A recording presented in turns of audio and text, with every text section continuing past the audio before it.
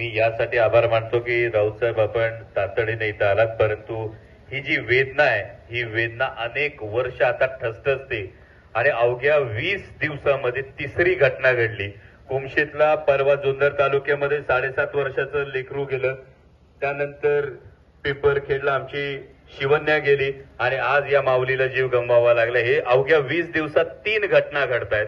ही सातत्यानं मागणी आहे की राज्य आपत्ती ही घोषित करावी। ही जिल्हा आपत्ती घोषित आहे, पण केरळच्या धर्तीवर ही राज्य आपत्ती घोषित करणं गरजेचं आहे। दुसरी एक भावना आम्हा सगळ्या ग्रामस्थांची ही होतीये का तिकडं मुंबईत कबूतरखाने बंद झाले तर कबुतरांसाठी मान्य मुख्यमंत्री महोदय 4 दिवसात बैठक घेतात। बिबट्याच्या आतापर्यंत साहेब आजचा 55वा बळी आहे।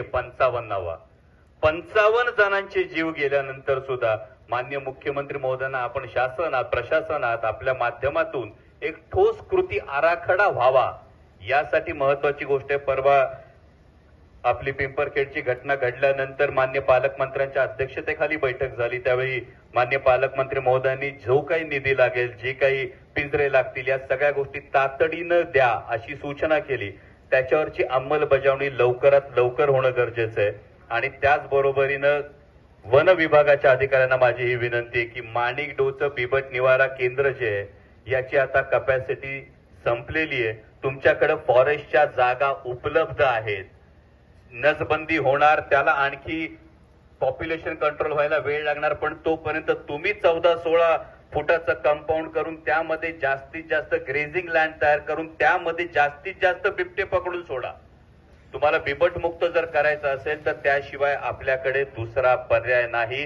तुम्ही कुठलाही कायदा त्याच्या नैसर्गिक अधिवासातच बिबट्याला ठेवताय, बिबट्याचा कायदा मोडणार नाही। आणि जिल्हाधिकारी महोदय म्हणून राऊतसाहेब माझी आपल्याला विनंती आहे की यामध्ये सगळ्या कंपन्यांचे CSR पूल करून आपण याच्यावर एक पर्याय काढा।